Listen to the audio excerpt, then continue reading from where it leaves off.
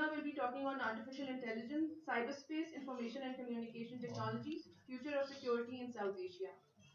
Ladies and gentlemen, I now hand the floor over to the chair for deliberation. Thank you. Sir नहीं ये आया नहीं है Just please speak us.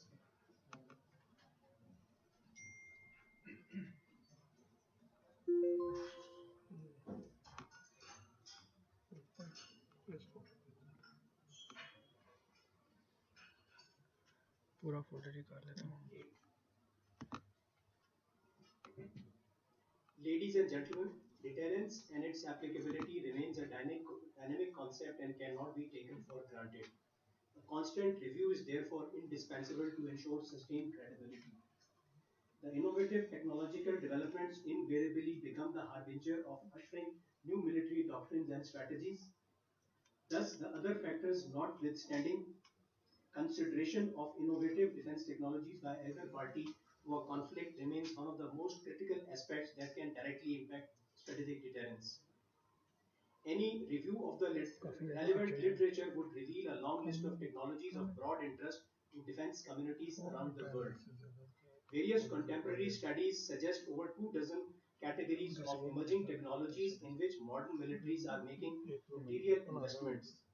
Some of these technologies, as we learned earlier during the day, artificial intelligence, machine learning, Internet of Things, cloud computing, cyber, big data analytics, additive manufacturing, the 3D printing, advanced and smart materials, virtual and augmented reality, we heard the biosciences, the DNA-based digital storage, robotics, quantum technology, etc., the unmanned systems, outer space technologies, etc. I must mention that this coincides, as we were discussing with the Dr. Ataur Rahman, it coincides with the fourth industrial revolution as well. And while some of these technologies are, most of these technologies are in the emerging technologies, but some of these lie in the domain of the future technologies as well. A non-kinetic application through an array of new disruptive technologies can also be employed to deny space for an assured response.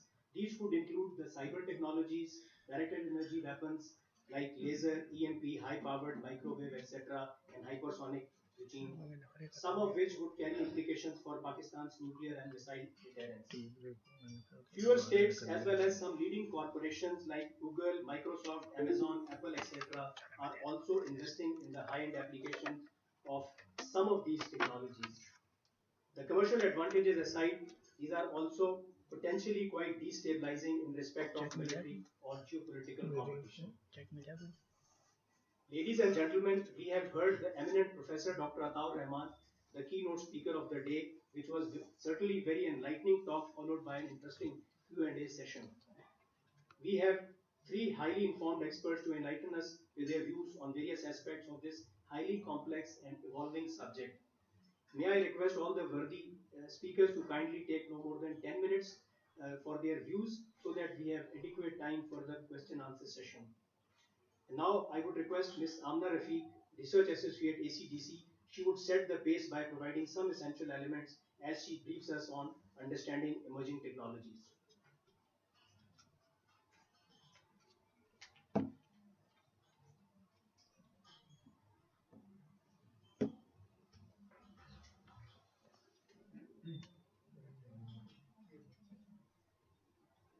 Thank you, Chair.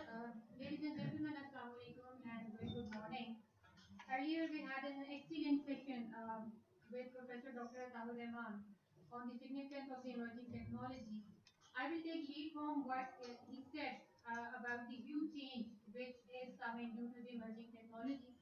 Despite a lot of discussions on the significance of the emerging technologies, there is little or no consensus on what actually constitutes an emerging technology. Because in this era of technological evolution, various technologies are being introduced, but every technology cannot be done as an emerging technology. So, in next 8 to 10 minutes, I will uh, I will look at the key features which a technology must possess in order to qualify as an emerging technology. And finally, I will talk about the military applications of these emerging technologies.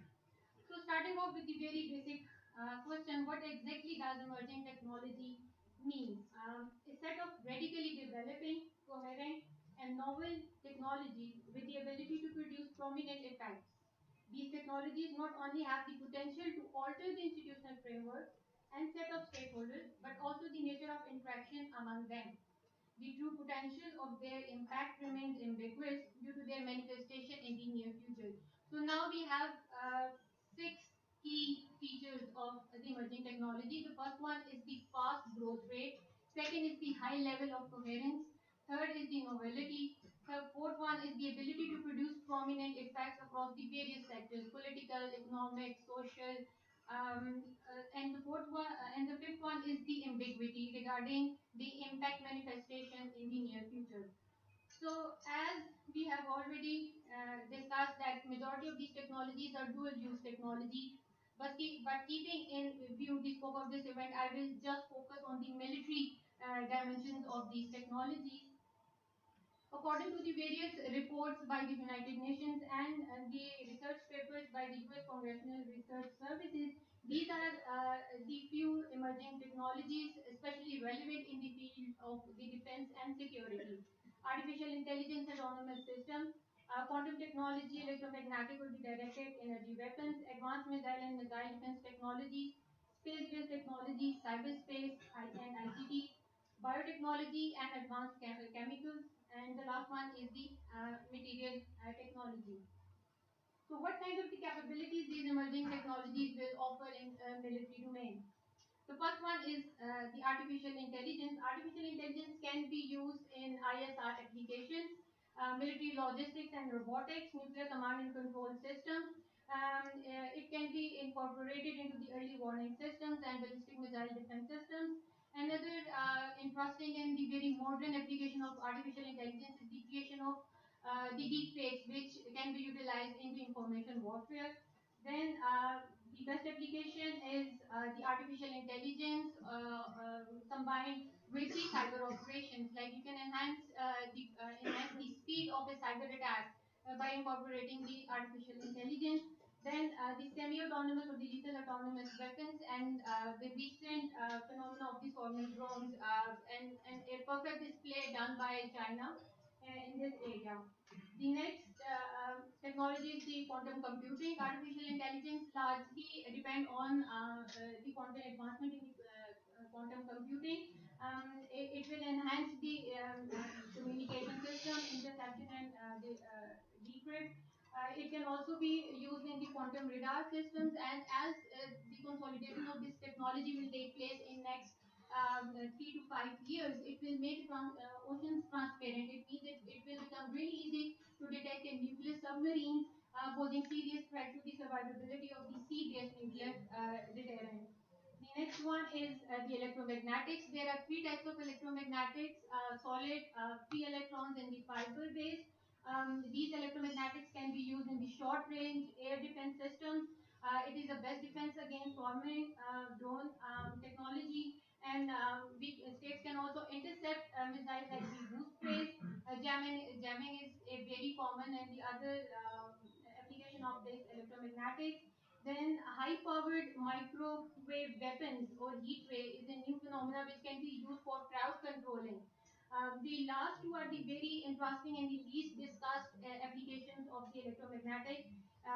The first one is the weather modification. Although these days this is just used by the government for the civilian purposes or the maybe in the agriculture sector, but it can be used during the war or the crisis situation, as weather is a very crucial factor of modern warfare. So another interesting application is the rail guns instead of the conventional propellants for the missile systems and the outer space vehicles. Then these electromagnetics will contribute to the emerging hypersonic technologies, especially in the military domain. It includes hypersonic glide vehicles, hypersonic cruise missiles. This hypersonic missile technology will increase the target concealment and ambiguity. Other technologies will also increase the maneuverability of the re-entry vehicles. These missile technologies heavily rely on the outer space technologies. Space technologies will further enhance the ISR capability. The other technologies are anti-satellite capabilities. Um, States in future will be in a position to deploy space-based laser weapons. These satellite or the space-based assets are really a crucial component of the space operations on ground. So next technology is the cyberspace and ICTs. There is an increased threat of cyber attack on the critical infrastructure, dams, electrical grids, banking systems, command and control, nuclear power plants. Recently, there was a cyber attack on the Indian nuclear power plant, so it is a very critical area. Then a very crucial component of the new hybrid warfare, which is the information warfare, and along with the deep fakes and the other methods of generating fake news. These technologies can be very dangerous, especially when it comes to the psychological warfare and decision making during the crisis. Other threats or the capabilities are the data theft and espionage in cyberspace. As Dr. Atta discussed the biotechnologies in great detail, we can now actually have customized humans through local gene editing. States can enhance to degrade the performance of soldiers.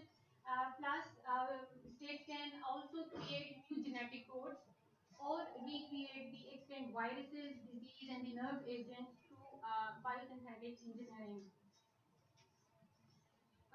These delivery of these biological weapons will be enhanced through advanced nanomaterials. These nanomaterials can also increase the destruction power of weapons.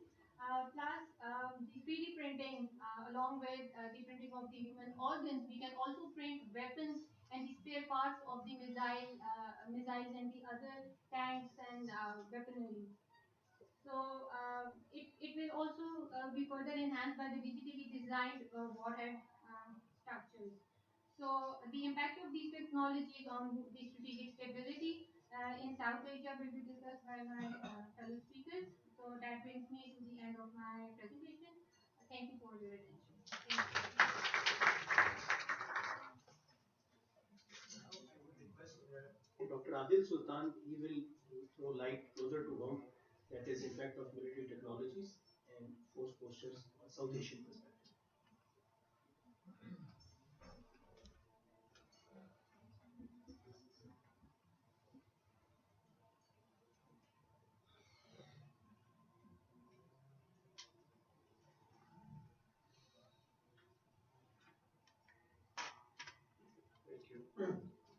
Thank you very much. First of all, thank you to ISSI for giving me this opportunity to speak on this issue, impact of military technology on force postures, providing a South Asian perspective. And good afternoon to everybody, and I'm grateful to all the people who came despite this heavy rain for this session. It's very well attended, especially the first session. Whatever I'm going to say now is, I think it's already obsolete after hearing what Dr. Atta Rahman said in the morning. So he talked about certain things which appear to be fictional, but these are realities. But I'll take you to the reality of South Asia. So I'll be more focused on nuclear issues, of the military issues, and the impact of these technologies on South Asian strategic stability.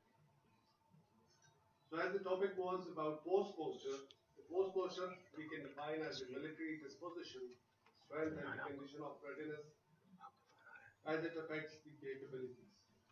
This definition remains relevant for all the militaries and of course for India and Pakistan as well, where conventional and nuclear postures are hyphenated, with one adversary attempting to continuously store space war, limited war under a nuclear overhang, while the other is trying to deter the full spectrum of threats. In such a complex interdependent security environment, it becomes increasingly important to understand the evolving force postures so as to avoid miscalculations and inadvertent crises. So, in my brief 8 to 9 minutes of remarks, I'll be covering the impact of military technologies on force postures of both India and Pakistan, which includes the role, first, the nuclear weapons, of course, which I consider is a technology which shaped or reshaped the strategic thinking in South Asia, and then talk about some of the new technologies such as the DMG systems, new aerial platform like the Rafale and the S-400 system, because this is very contemporary, and the hypersonic light vehicles. So I leave the artificial intelligence to and cyber issues to my colleague Shah, he's going to cover. So talking about the impact of nuclear weapons. Before the nuclearization, both regional adversaries, India and Pakistan, were developing conventional warfighting doctrines that could help win wars, and after formally declaring themselves as nuclear weapon states, it was expected that the military postures would be geared primarily to prevent wars. But both India and Pakistan apparently went on to different learning trajectories.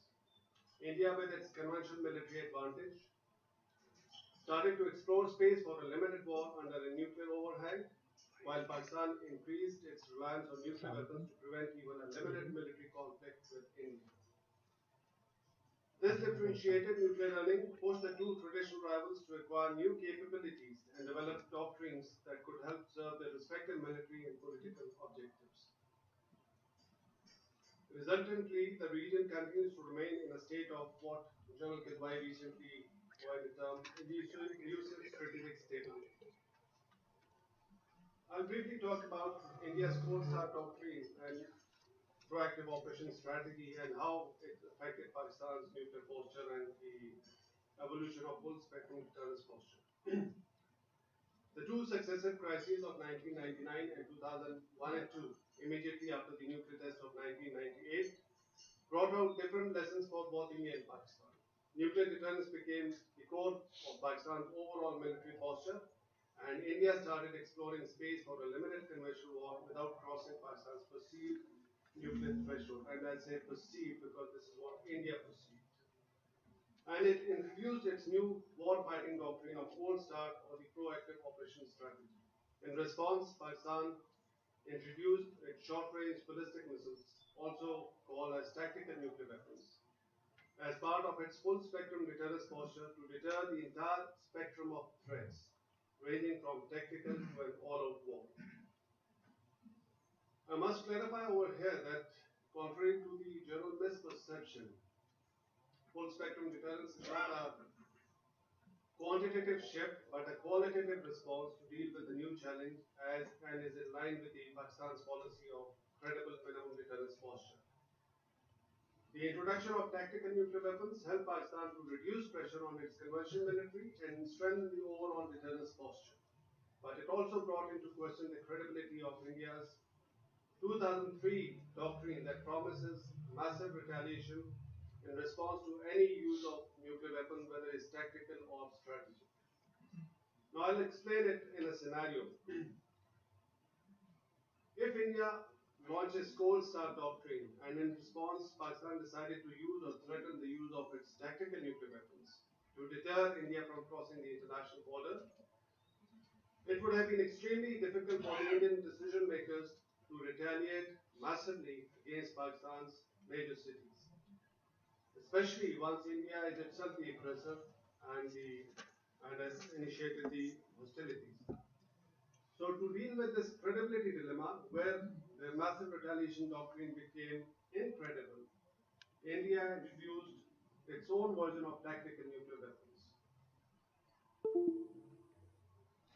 So this was to provide a proportionate response against Pakistan's possible use of tactical nuclear weapons, that is NASR.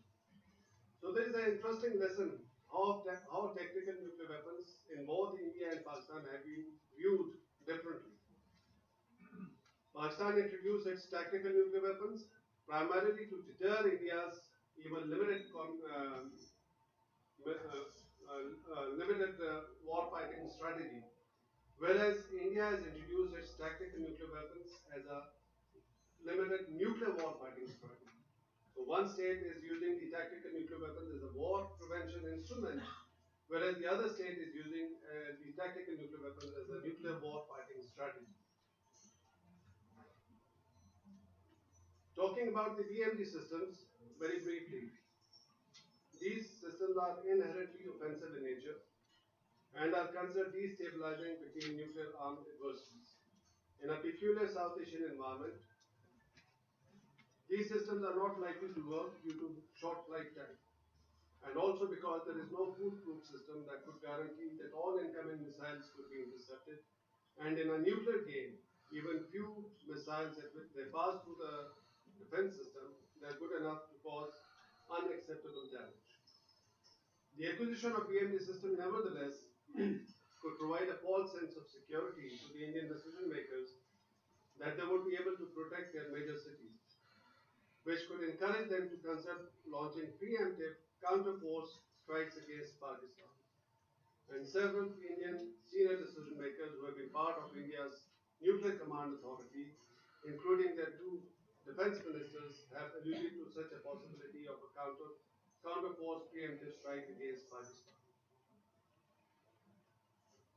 This offensive posturing by India could be aimed at deterring Pakistan from contemplating the use of its tactical nuclear weapons against India's conventional forces and to create space for their cold start doctrine. That's what I think the primary purpose is. Notwithstanding the limited efficacy of such a system, especially in India-Pakistan context, the employment of BND would add pressure upon Pakistan to take some remedial measures, which could include putting the missiles on high alert status and or increasing the numbers to ensure the credibility of its deterrence posture. Talking about hypersonic light vehicles, which India is developing by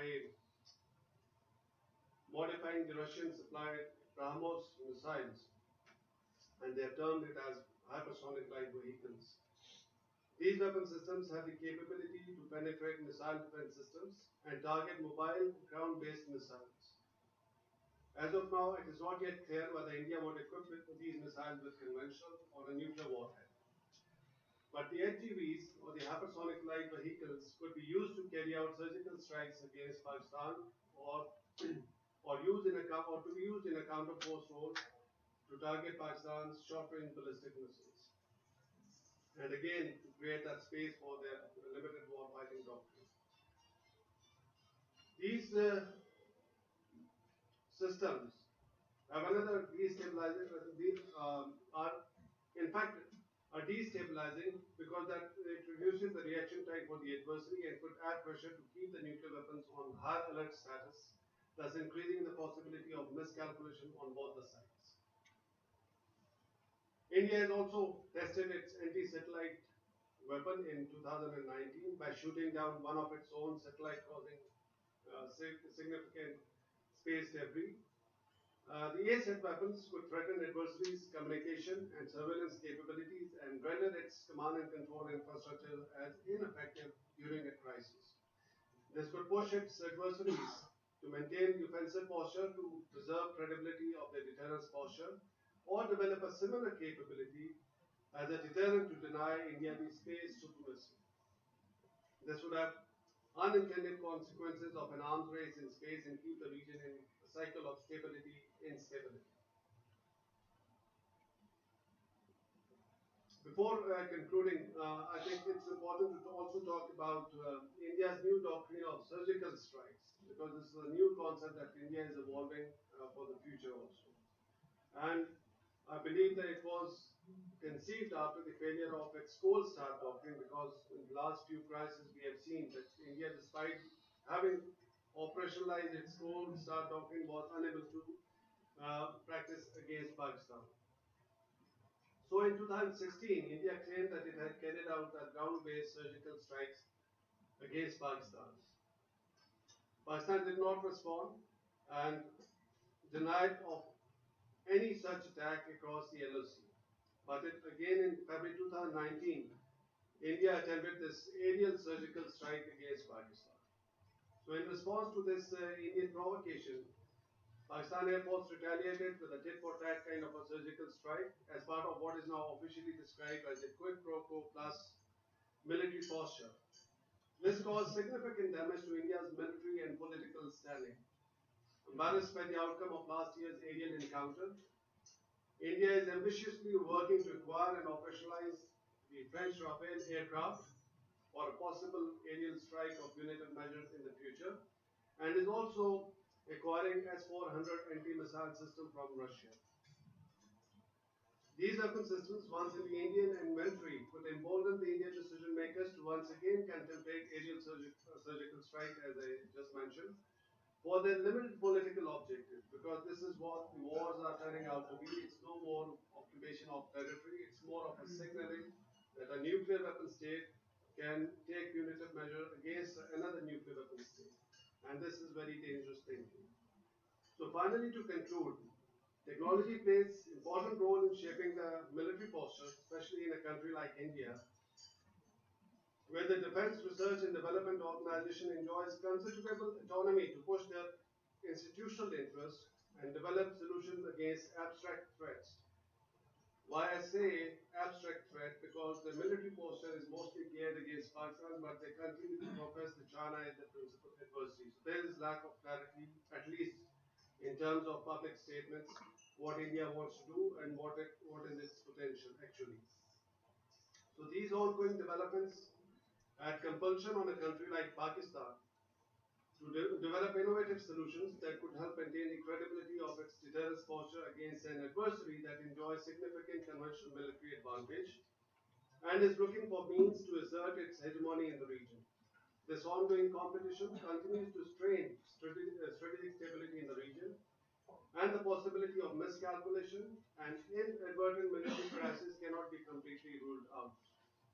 It is therefore imperative that the countries that are assisting India to build its military potential to emerge as a regional, if not a global power, to counter apparently to counter China, must understand that a radicalized India under the current BJP with new and destabilizing technologies is not only a threat for regional stability, but it could become a nuisance for international peace and security. Thank you very much.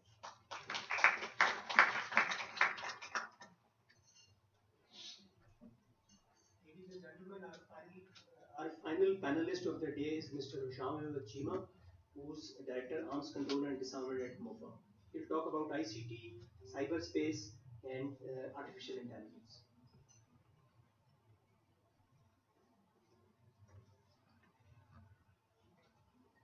Thank you so much, sir.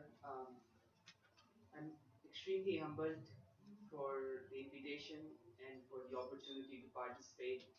I won't call myself an expert. I'm just a student learning in this area and have had the privilege and opportunity to work in this exciting sphere for some time now. And as we witnessed today, I think in the first session, it's the Chinese saying, or it was just today times, that we are certainly living in interesting times, and we are in the middle of such a massive transformational change that is going to define not only our society but the way we view our security as well. And I think the first session in which we uh, saw the presentation from Dr. Ataur Rahman really set the stage. And I think at one point that really came out of that session was that all these technologies that we are talking about itself, the technology itself is not bad. They're dual use in nature. But it is the potential, the opportunities that they carry that we really have to engage in those discussions where we talk about regulating the behavior of states, where we talk about what should be acceptable and what should not be acceptable. So that is the area on which we should be focusing as far as security is concerned.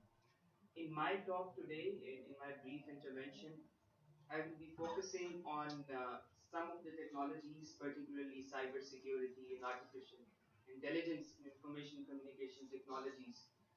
And I would like to highlight the impact on security, not just strategic stability, but on the general security, the impact that it carries with it. We are we talked about we heard that there are 12 disruptive technology. We heard of course about the 14 technology reference that the US has announced. There's certainly exciting technologies out there, biotechnology, the developments in neuroscience, metamaterials, quantum computing, additive manufacturing, the brain computer interface, strongly artificial intelligent human, and all this is now within the grasp of what is possible. Um, some people have called it that we are living in midst of emerging technology arms race, and we have seen some statements in recent times. For example, Russian President Putin remarked in 2018 that whoever leads the world in artificial intelligence is going to rule the world in coming times. So there is certainly a very strong competition going on in this area in emerging technology. And we have seen some new technologies come up in the past as well. So the question arises, what is different this time?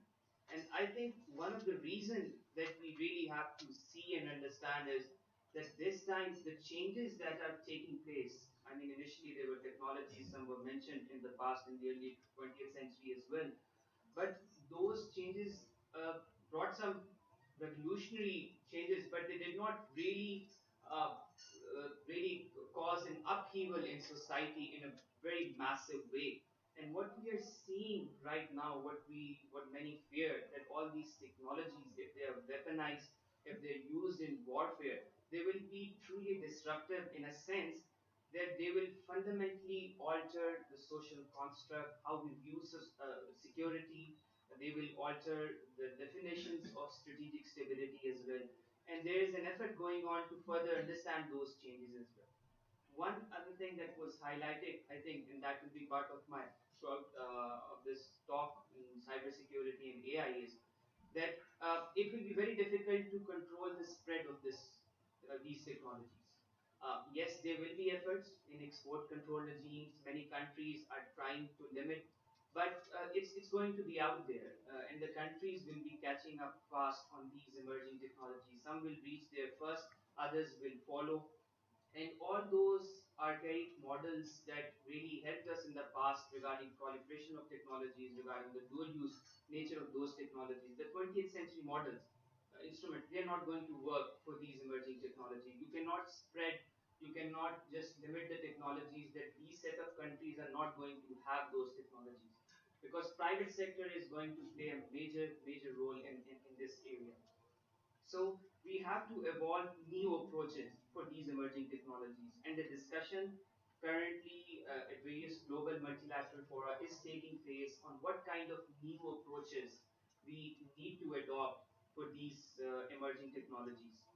Now, I'll briefly talk about cybersecurity and information communication technologies first. The threats that are relating to cyberspace and global information communication technologies, they really have the potential to undermine all the opportunities that we just heard this morning. So it's important to address and understand those threats as well. Um, we are living in those times where everything, every little gadget that we have is now connected with internet, the so-called concept of internet of things, or mobile phones, or cars, thermostats, whatever we are controlling, it's connected with internet of things. So that means we are more vulnerable than before. The vulnerability has increased as well in cyberspace. We are currently witnessing the military use of cyberspace as well, pursued not only by state actors but also by non-state actors. State actors are trying to pursue this because it adds another. They view that that this adds it as another option in their tool of response. The non-state actors are using it for their own criminal and terrorism purposes. There is a greater incentive to use these technologies. Some states view these technologies in military domain uh, because of lack of attribution. It is difficult to attribute if a cyber attack is taking place. We have seen various examples, various incidents. There have been some speculation that okay, that cyber attack originated from one place or another place, but the attribution on which actor actually carried out the attack, that is very difficult as well. That's why countries, some states are trying to pursue it. There's low cost of deployment as well. you don't need a massive infrastructure to carry out a small on a small scale a cyber attack on a facility on an important facility in another country. Also, one of the dangers that exist is that because of these reasons, countries may think that if we carry out a cyber attack on another country, it is non-kinetic, it will be non-escalatory in nature. So it also can lead to that false confidence, which needs to be discouraged as well. We have seen some examples that cyber attacks have in fact led to some physical damage of some facilities as well, physical equipment in our neighborhood as well. One of the attacks was mentioned by Mr. Feek on the nuclear power plant in India as well in Kudankulam.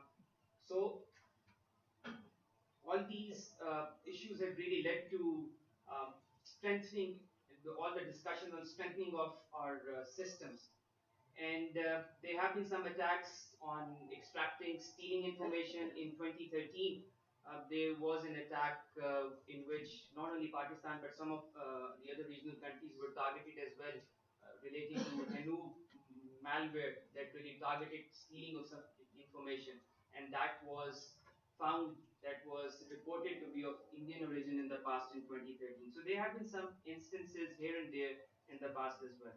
Then another concept on which we are on Pakistan and other countries, developing countries specifically, are raising their voices. Another threat that exists in cyberspace is the concept of vulnerability.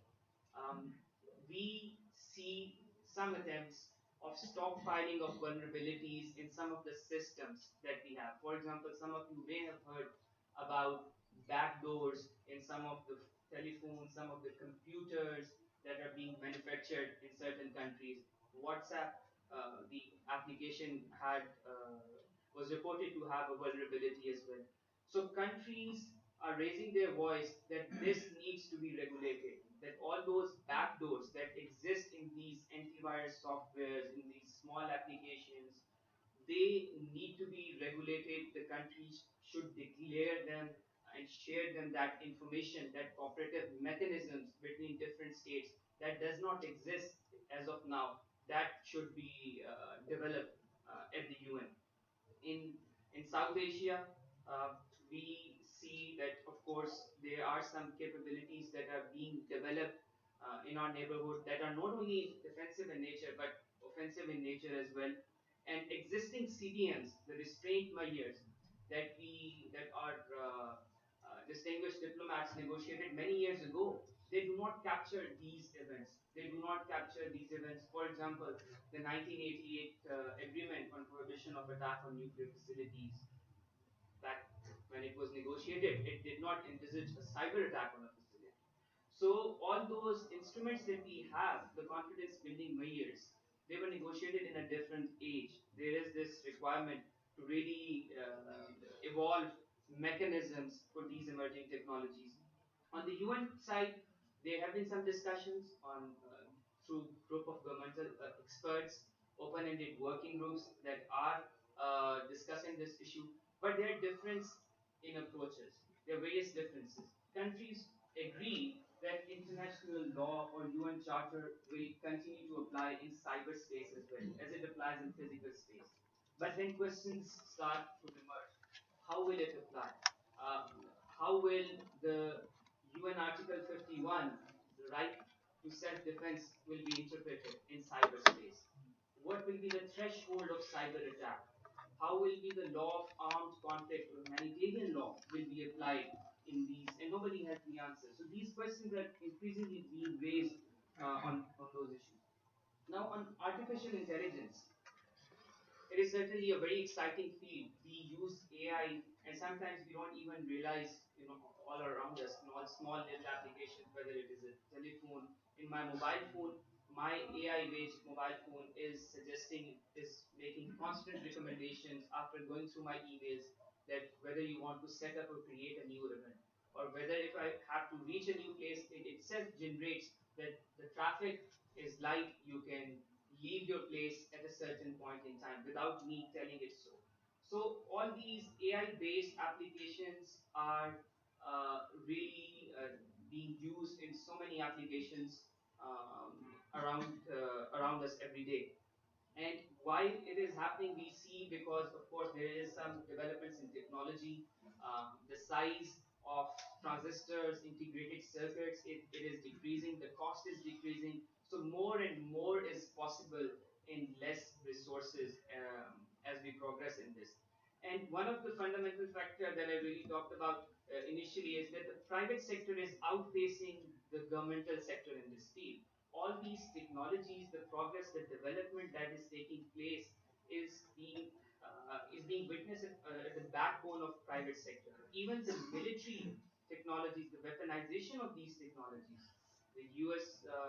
Defense Agency, it is throwing the projects in various universities, various research centers, and using their technologies. First, a development takes place in civilian commercial sector, and then that technology is picked up and brought to the other sector as well for its use on the other side.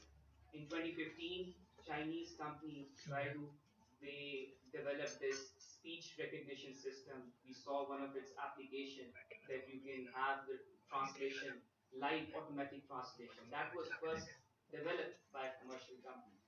Um, then there is an overlapping role of these emerging technologies as well. And I think this Rafiq mentioned it briefly that what happens if the cyber attacks, the cyber capabilities are based on artificial intelligence, then there is this massive potential of cyber attack being taken place as a force multiplier at such a massive magnitude that it is difficult to contain. So there is this overlapping role as well. Now, the most important area which really has this shocking effect in artificial intelligence is about the autonomy in weapon systems. And there is this discussion going on at the UN.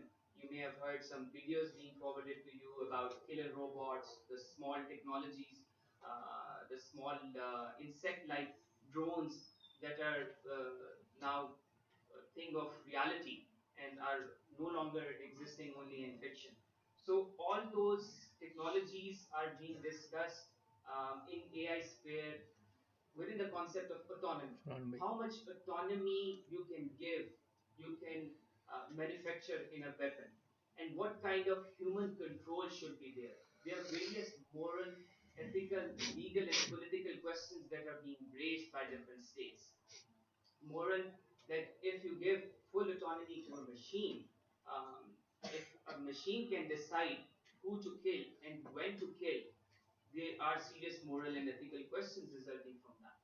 Some experts have argued between 2040 and 2050, the humans will have developed a fully functional first super intelligent computer.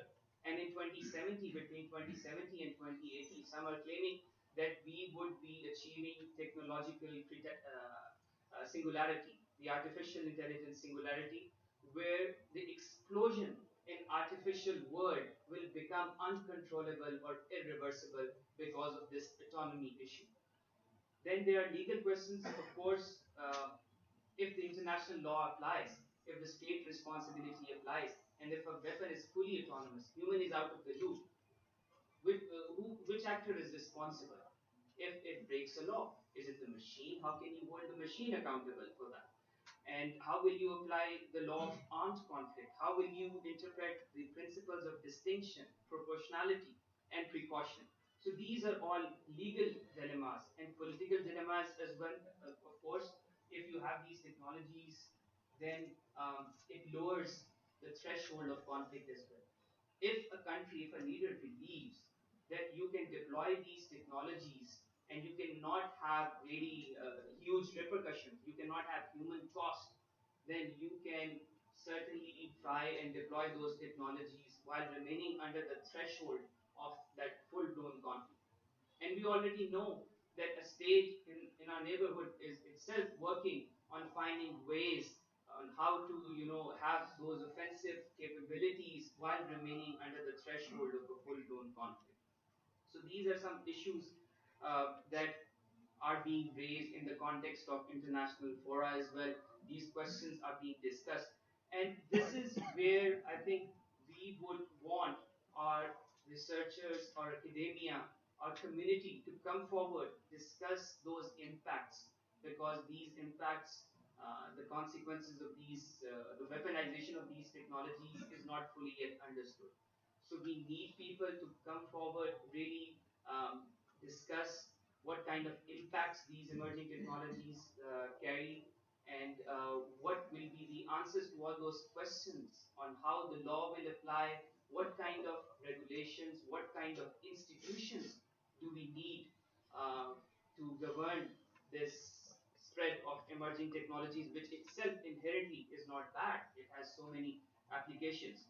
So I would close my intervention on all these questions. I'm afraid I do not have more answers. I've just raised some questions, but it really brings us to this point why we have to focus on this area, which is going to define our social interaction and our security, whether it's human security, economic security, or socio-economic security.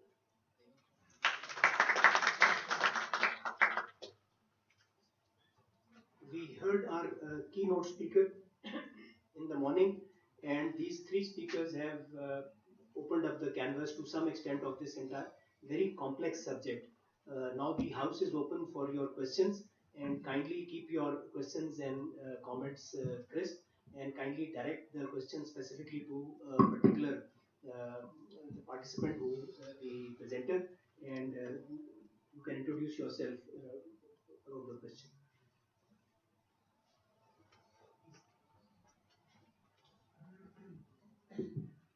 Thank you, Chair, and thanks to the panel for a very comprehensive presentation.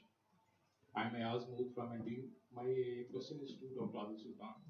So, what are the type of those disruptive or dual-use technologies they are